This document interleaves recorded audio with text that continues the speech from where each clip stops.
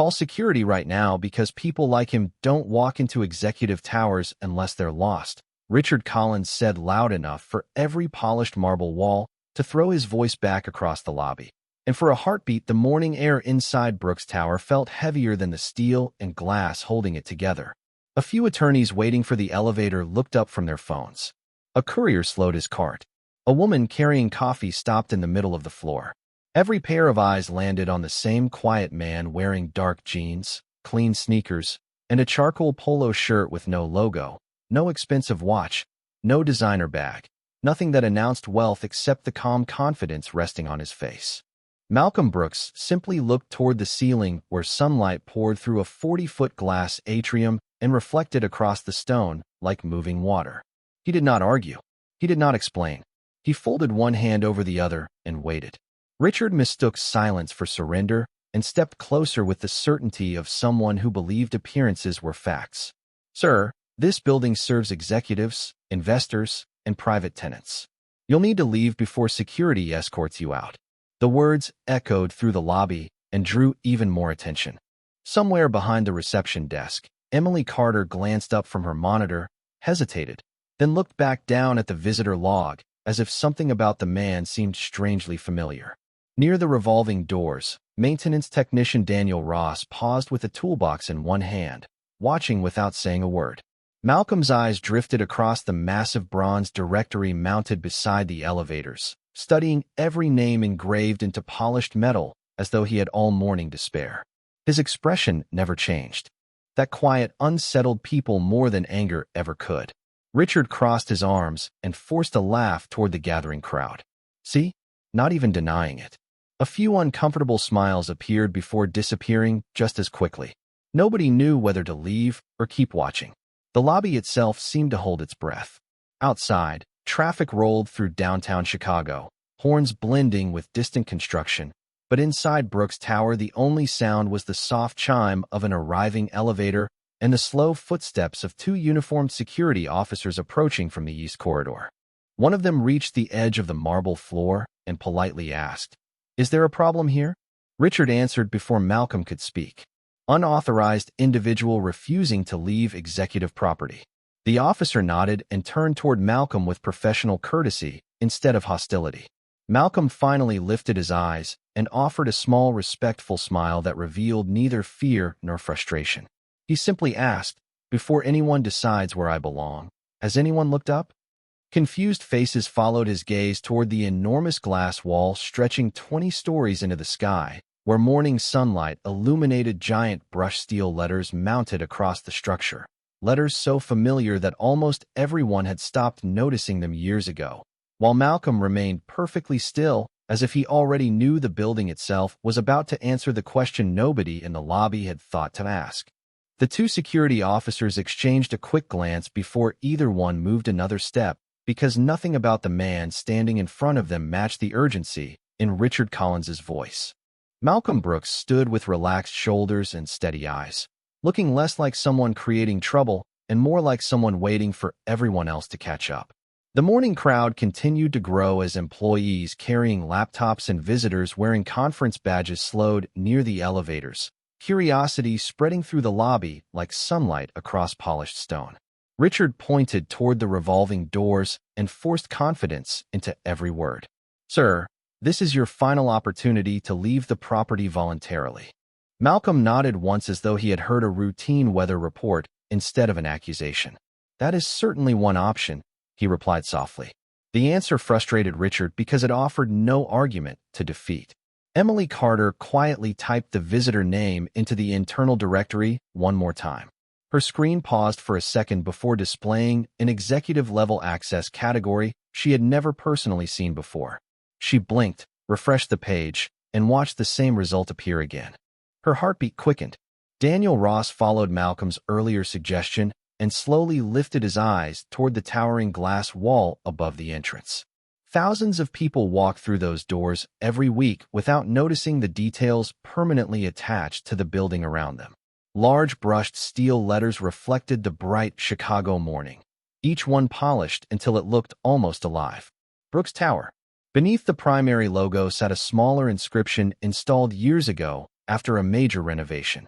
Managed and operated by Brooks Capital Holdings. Daniel frowned as if an old memory had suddenly returned. He remembered a newspaper photograph from several years earlier showing the founder standing in front of the same sign after announcing a multi-million-dollar community investment program. The man in the picture had been dressed in an ordinary black polo shirt instead of a tailored suit because the headline had praised humility instead of luxury. Daniel looked back toward Malcolm and felt a quiet certainty replace confusion. Across the lobby, a young attorney whispered to her client, "Does he seem nervous to you?" The client slowly shook his head. "No, everyone else does." Even the security officers seemed less interested in escorting Malcolm away than understanding why he remained so calm, while every conversation around him became louder. Richard noticed the hesitation and stepped forward again.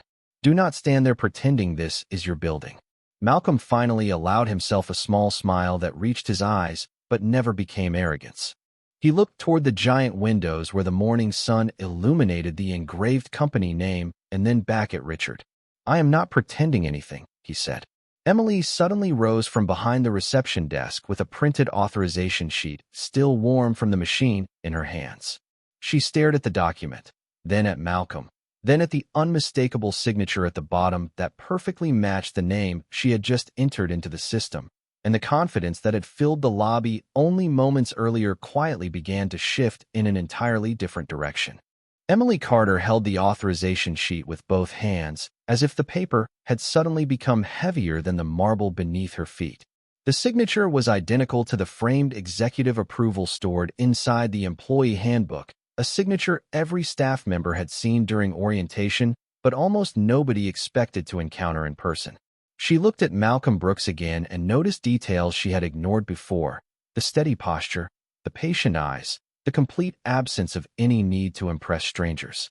Richard Collins noticed her hesitation and stepped beside the reception desk. "You are not seriously buying this, are you?" he asked with a laugh that sounded far less certain than it had only minutes earlier. Emily swallowed and quietly answered, "The system is recognizing his credentials." Richard immediately shook his head. "Systems make mistakes. People try things every day."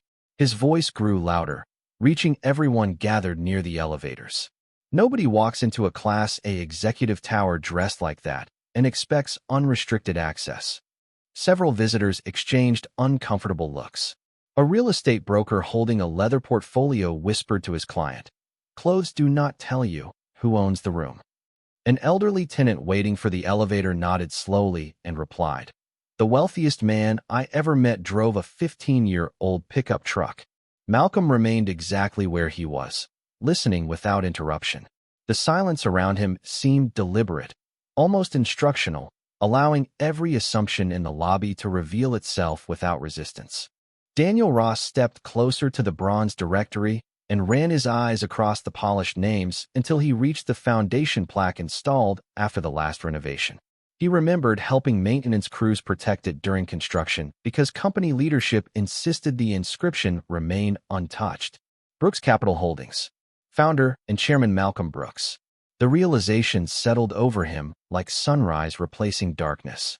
He looked toward Emily, and without speaking a single word, she understood that he had reached the same conclusion. Richard, however, continued building confidence from his own certainty.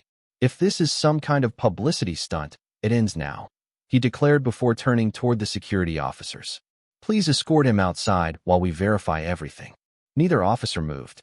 One calmly replied, "We have not observed any disruptive behavior." That answer shifted the atmosphere again. Conversation stopped. Even the revolving doors seemed quieter as morning traffic entered the building. Malcolm finally reached into his pocket and removed nothing more dramatic than a simple access card with a worn black stripe from years of use. He placed it gently on the reception counter without flourish or challenge. Emily picked it up and scanned it through the executive reader normally reserved for board members. A soft electronic tone filled the lobby, followed by a green light that remained steady instead of blinking. Every restricted floor from the lobby to the private executive suite illuminated on her screen at the same time. Nobody said a word because the building itself had quietly spoken first. And for the first time, that morning Richard Collins realized that certainty built on appearances can disappear faster than a single green light appearing on a silent screen. The green light remained steady for several long seconds, bright enough to erase every confident assumption that had filled the lobby only moments before. Emily Carter stared at the executive access screen, while a complete authorization profile expanded across her monitor without a single warning message. She had expected an error code or a restricted notice. Instead, she found unlimited clearance, private board access, ownership credentials, and a record that reached back more than 20 years. Her fingers froze above the keyboard. Daniel Ross slowly walked toward the reception desk and quietly asked, "Does it say what I think it says?" Emily nodded without taking her eyes from the screen. Around them, the growing crowd sensed that something invisible had changed. Conversations faded into whispers. A financial consultant holding a tablet looked toward the bronze directory again and finally noticed the smaller inscription beneath the tower name. A young intern followed his gaze and softly read every engraved letter until the last name left her mouth. Brooks. She looked at the quiet man standing 10 feet away and then back at the wall, repeating the comparison in disbelief. Richard Collins forced a short laugh that sounded more like uncertainty than authority. Someone copied an access card. That is all this is. Malcolm Brooks calmly rested one hand on the polished reception counter and answered in the same measured tone that had never risen above ordinary conversation. You are free to believe whatever helps you stay comfortable. The sentence landed more heavily than any argument could have. One of the security officers turned toward Emily. Can you verify the credentials through executive administration? Emily pressed a secure confirmation key. Within 2 seconds, a gold banner appeared across the monitor reading Owner Authentication Complete. No password override. No secondary review. No manual approval required. The building itself had accepted the identity without hesitation. Richard took a step backward before realizing he had moved at all. His eyes traveled from the screen to Malcolm and then upward toward the massive glass wall where the brushed steel letters reflected the bright Chicago sky. He had walked beneath that name every workday for 6 years without once imagining the man behind it might arrive, wearing simple clothes and comfortable shoes. Nearby, an elderly tenant smiled quietly and said to no one in particular, "Real confidence never needs expensive packaging." Several people nodded.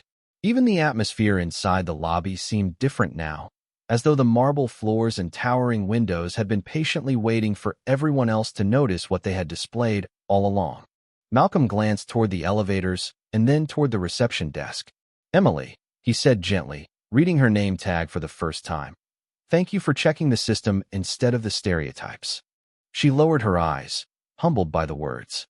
Before anyone could respond, every digital display in the lobby smoothly changed at the same moment, replacing corporate advertisements with a welcome message that filled the screens from wall to wall. "Good morning, Chairman Malcolm Brooks. Executive inspection scheduled for 9 o'clock.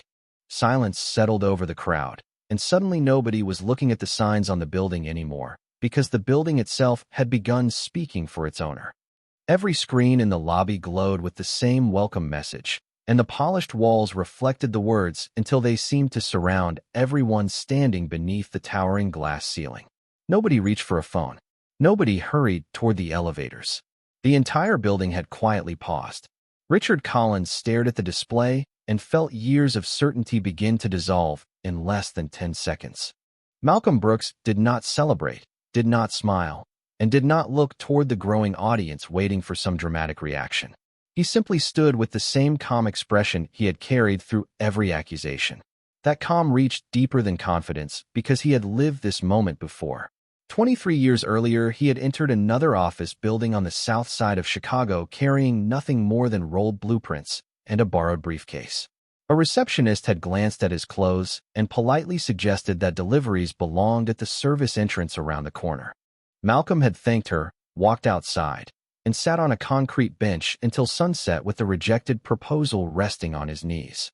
Instead of anger, he carried home a promise that one day he would build places where dignity entered before status. That memory never left him. It became the foundation beneath every investment, every renovation, and every opportunity he created for neighborhoods that others ignored. The flash of memory disappeared as quickly as it came, replaced once again by the quiet lobby filled with watching faces. Emily carefully placed the executive access card back on the counter and slid it toward Malcolm with both hands, treating it with the same respect she now realized she should have shown the man holding it. "I am sorry," she said softly. Malcolm accepted the card without hesitation. "You checked the facts," he replied. "That is always the right place to begin." Daniel Ross looked around at the crowd and noticed something changing beyond the obvious surprise. People who had silently accepted Richard's judgment only minutes earlier were now avoiding eye contact with one another. A young consultant slowly removed his sunglasses and whispered, "We all saw the same clothes, but only one person saw the truth." Even the security officers appeared reflective rather than embarrassed. One of them turned to Malcolm and said, "Thank you for remaining patient with us." Malcolm nodded. Professionalism is not measured when everything is easy. Richard finally found his voice, but it no longer carried across the lobby with authority. There must be some misunderstanding. Malcolm looked toward the massive bronze letters visible through the glass entrance, where sunlight continued to shine across his family name. "There was never a misunderstanding," he answered quietly. "Only assumptions." The words settled over the marble floor with more weight than any raised voice ever could. Somewhere above them, an executive elevator arrived with a gentle chime, and every head turned as several senior leaders stepped into the lobby carrying folders for the morning inspection, unaware that the inspection had already begun the moment one quiet visitor walked through the front door. The executive elevator doors opened with a quiet tone that somehow carried more authority than every loud accusation spoken that morning. Four senior executives stepped into the lobby wearing tailored suits and carrying leather portfolios, but the moment they saw Malcolm Brooks, they stopped walking almost in perfect unison. The woman leading the group smiled warmly and extended her hand. "Good morning, Mr. Brooks. We have been waiting for your quarterly inspection." Her greeting echoed through the lobby and erased the last remaining doubt hanging in the air. Malcolm shook her hand with the same calm respect he had shown everyone else and replied, "Good morning, Angela. It looks like the inspection started a few minutes earlier than planned." Several executives glanced around and quickly understood the atmosphere. They noticed the silent crowd, the frozen reception desk, the security officers standing respectfully, and Richard Collins staring at the marble floor instead of the people around him. Angela quietly asked, "Would you like us to continue upstairs?" Malcolm slowly looked across the lobby before answering, "Not yet. The most important meeting today is happening right here." No one moved. The building that usually welcomed thousands of hurried footsteps had become still enough for the gentle sound of the indoor fountain to fill the silence. Malcolm turned toward Emily Carter first. "You trusted the verification process even when it challenged your first impression. That protects every tenant who walks through these doors." Emily lowered her head, surprised that her honesty had been noticed instead of overlooked. Malcolm then looked toward the two security officers. "You remained professional and chose observation over assumption. That is what security is supposed to look like." Both officers thanked him quietly. Finally, his attention settled on Richard Collins. There was no anger in Malcolm's expression and no satisfaction at seeing another person's confidence disappear. Only disappointment rested in his eyes. "Tell me something," Malcolm said in a calm voice. "If my name had not been on the building and my access card had not opened every floor, what would have changed your mind?" Richard opened his mouth, but found no answer waiting there. The question lingered through the lobby like a mirror no one wanted to face. A young intern standing near the elevators whispered to a colleague, "That is the hardest question anyone has asked today." Malcolm nodded gently as if he had heard her. "Leadership is not measured by the people we recognize. It is measured by the respect we give the people we do not know." Angela quietly handed Malcolm a thin black folder prepared for the inspection, but he closed it without reading a single page. "This morning already provided the report I needed," he said. The executives exchanged thoughtful looks because they understood exactly what he meant. Numbers could measure occupancy rates and investment returns, but they could never measure character until an ordinary moment revealed it. Through the towering glass entrance, the morning sun continued to shine across the brushed steel letters carrying the Brooks name. And for the first time, every employee and visitor seemed to realize that the true foundation supporting the building had never been concrete or steel, but the quiet belief that every person deserved dignity before recognition. No one reached for an elevator after Malcolm Brooks finished speaking because the lobby had transformed into something far more important than a business entrance. It had become a room where every assumption was suddenly visible. Richard Collins slowly looked around and realized that the confidence he had borrowed from appearances had quietly disappeared. The executives stood beside Malcolm without forming a barrier or creating distance, treating him with the same calm respect that he had shown everyone else. Angela opened the black folder one final time and removed a single sheet. "Mr. Brooks, before we begin the scheduled review, there is one item requiring your approval: the annual culture assessment." Malcolm accepted the page and glanced across a list of numbers measuring employee satisfaction, tenant experience, and leadership training. Every score looked impressive. Every graph climbed upward. He closed the folder and handed it back. "Statistics are useful," he said, "but they never tell me how someone is treated during the first 30 seconds of a conversation." Several department managers standing nearby lowered their eyes. They understood that a lesson had unfolded which no presentation or seminar could have delivered.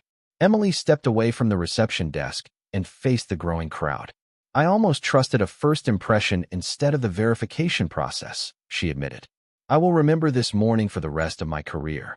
Daniel Ross smiled and replied, "The building has carried the same name for years. We were the ones who never looked up." Quiet laughter spread through the lobby, breaking the tension without erasing the meaning behind it. Even the security officers relaxed as visitors resumed gentle conversations. A tenant waiting for the elevator approached Malcolm and extended a hand. "I have leased office space here for 8 years," he said. "Today I learned more about leadership than I have in 20 years of business." Malcolm returned the handshake. Then the morning was productive. Richard finally stepped forward with measured steps that lacked the certainty he had displayed earlier. He spoke carefully, choosing every word instead of throwing them across the room. "I judged someone before I knew anything about him. I cannot change that moment, but I can learn from it." Malcolm studied his face for a second and nodded. "The strongest buildings are not the ones that never develop cracks. They are the ones that are willing to repair their foundation." The sentence settled over the marble floor like sunlight through the glass ceiling. Angela quietly looked toward the executive team and smiled, because she knew the scheduled inspection had already produced its most valuable result.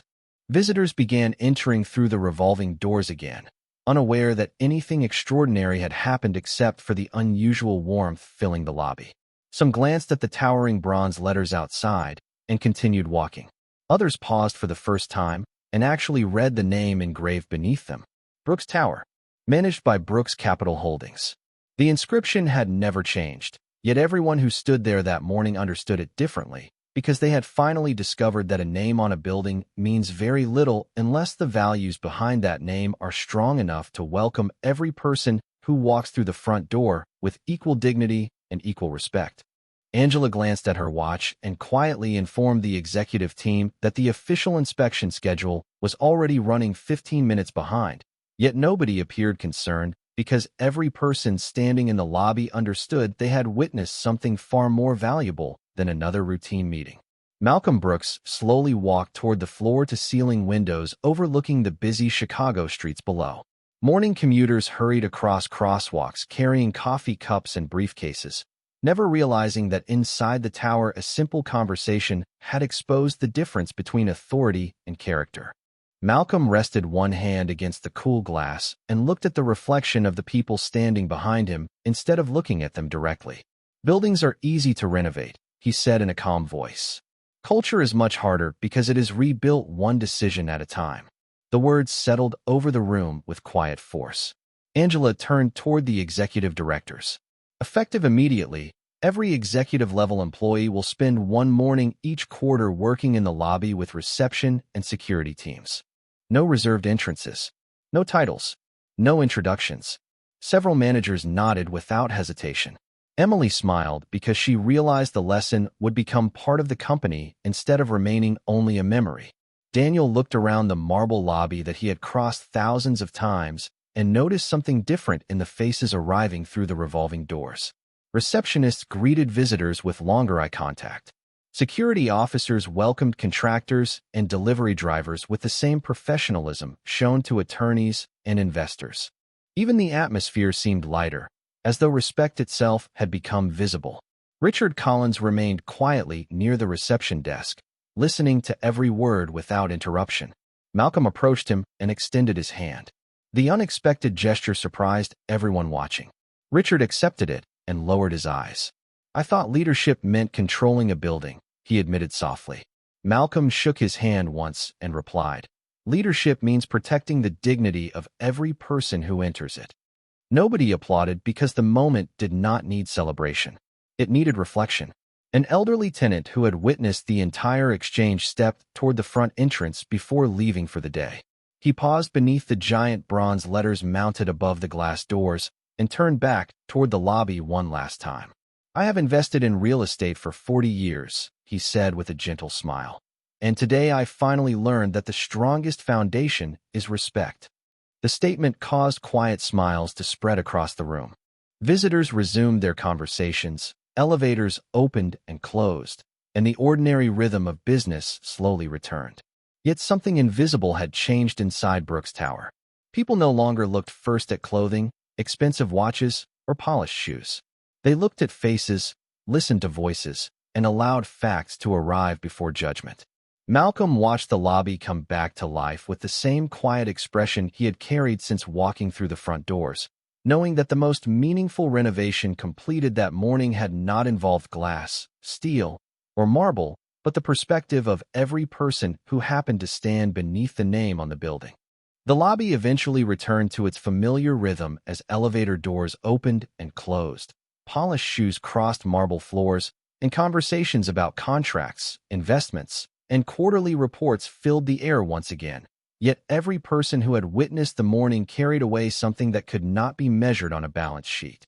Malcolm Brooks stood for one final moment beneath the towering glass wall, where sunlight reflected across the bronze letters bearing his family name, and he understood that the greatest test of any company never happened inside a boardroom. It happened in ordinary moments when nobody believed the person standing in front of them possessed influence or authority. Emily Carter greeted a delivery driver with the same welcoming smile she would offer a senior executive. The security officers politely held the front door open for an elderly visitor carrying 2 heavy folders. Daniel Ross paused beside a young intern who had stopped to read the inscription beneath the building name for the first time and quietly said, "Sometimes the most important details have been in front of us all along." The intern smiled and looked around the lobby with different eyes than the one she had arrived with only 30 minutes earlier. Richard Collins remained near the reception desk until Malcolm walked past him toward the executive elevator. "Thank you for not answering embarrassment with anger," Richard said honestly. Malcolm paused and looked back at the man who had once questioned whether he belonged there at all. "People remember humiliation for years," he replied, "but they also remember grace when they least expect it.